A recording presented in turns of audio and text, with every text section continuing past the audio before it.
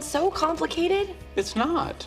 That's why Leonard does it. That is a beloved and brutally honest Sheldon Cooper from the CBS comedy The Big Bang Theory. Actor Jim Parsons has brought Sheldon to life for the past 10 years on this hit show. And now he's also behind the camera as executive producer and narrator of a new show. It's called Young Sheldon. The series introduces us to the eccentric scientist as a child. Ian Armitage stars as a boy genius in the prequel to The Big Bang Theory. In this preview, the premiere episode, the 9-year-old Sheldon goes on his first day of high school.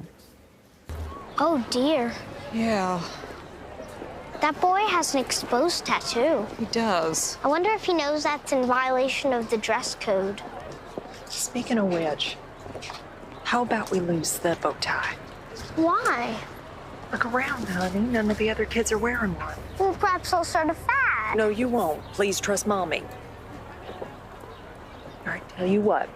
You take it off, and this weekend, I'll take you to Radio Shack. The kid wants to go to Radio Shack. We are pleased to welcome Jim Parsons and Ian Armitage to Studio 57. What were you going to say, Ian? So I was gonna say, you earlier asked me to think of 3 words that were like really funny. Yeah, 3 lines. From the pilot. Yes. And actually, I have 4. Okay, go ahead. Thank goodness. Go ahead. Give me 3 lines. Go ahead. First of all, that girl's blouse is diaphanous. Like that. Which means I can see her brassiere. Okay. Second of all, we have, Mom, when should I be expecting my testicles? Your favorite one. Yes, that is my favorite line in the pilot. Third, we also have, perhaps I'll start a fad. Yeah, we saw that one. And fourth, last one. let me think. Well, we'll go to Jim, and you think of the last one. Yes, But Jim, I had it in my Jim, head. this was your idea. You went to Les Moonves and said, "Wouldn't it be fun to show Sheldon before?"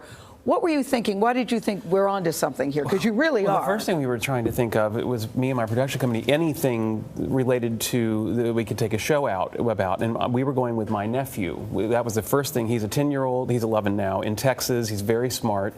And as we started talking about it, it was like, well, this is describing a young Sheldon, or it could be. So I checked in with Chuck, first of all, because I thought, Chuck Lorre. if he has any interest in this, I should talk to him about it. But I didn't think he would. I really thought, I was like, they would have thought of this before. This is like, they've been building the material for it for a decade. I mean, we've had anecdote after anecdote about young Sheldon that we've talked, that Big Sheldon has talked about. And, but they jumped at it. And what they've done with it is really miraculous, in my opinion. It is its own show. It's its own memory play. It's an origin story. What were you going to say? I love how you don't refer to yourself as old Sheldon. What I call myself? You called yourself Big Sheldon. Big Sheldon. Oh, yeah. Because there's young Oh, Sheldon. yeah. So it only makes sense for there to be an old Sheldon, but I love how you don't. That's the refer to nicest thing I'll say about myself today, probably. Just big, not old. I also thought of the 4th one. Okay, go ahead. Think, monkey, think. Think, monkey, think. Ian, what did you, when you've starred in Big Little Lies, and so a lot of people know of you, but what did you think when you got this character? Oh my goodness. I was so happy and excited that it was, like, it came sort of as a total shock because I thought, oh, yeah, I get to do another audition. I was at my grandma's over Christmas. I just barely even memorized it. And I was just like, my mom filming it was probably the best thing about it. Like, and then I got a call back, so I was like, oh. Well, that's pretty good. So I went in, I did it, and I met Mr. Jim. Well, you nailed it. So who's responsible for you being an actor? Yeah. You or your mom? Well, you see, it doesn't exactly run in the family because my mom's not an actress, but my dad is an actor, and You just saw him this weekend. yeah, I did. I saw him in Hamilton, but the only difference is he's a theater actor, so and I act in TV shows and stuff. I did actually do a thing. It was like it was called Millions.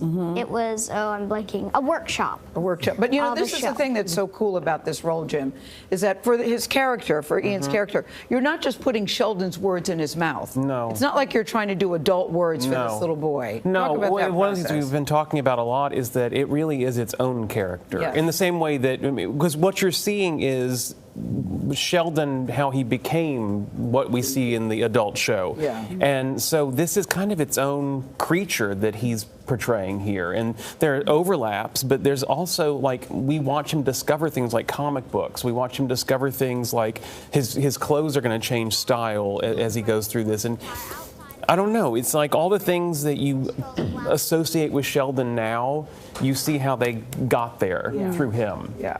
Yeah. And what's it like, Jim, because we are used to seeing you in front of the camera, to now have this additional role as a producer? I'm very mediocre at it. Very mediocre. That's what they say about you, Not Jim. true. Yeah. Well, And that isn't true, is it? Not true. There's nothing about you mediocre. Don't it's listen to very that. strange, and it's taken a lot to get used to even talking to another actor, in this case Ian, like, Giving direction. sort of. I mean, you know, I've never been someone who's comfortable giving other actor direction, and, you know, I don't know what makes any other actor tick necessarily, and I don't want to break it, you know, so, or him, but Ian's I'm not very that smart. fragile. No, you're not actually. I mean, I'm fragile, but I'm not You're that flexible and resilient. Pliable. Yeah. Pliable. Yes. Good, Ian. But Ian's just so easy to talk to. Okay, and so one of the other interesting things, this actually takes place in 1989, and you were not alive in 1989. I was not alive. Right, right. We were all alive. So what were some of the funny things you learned about the 80s from doing this show?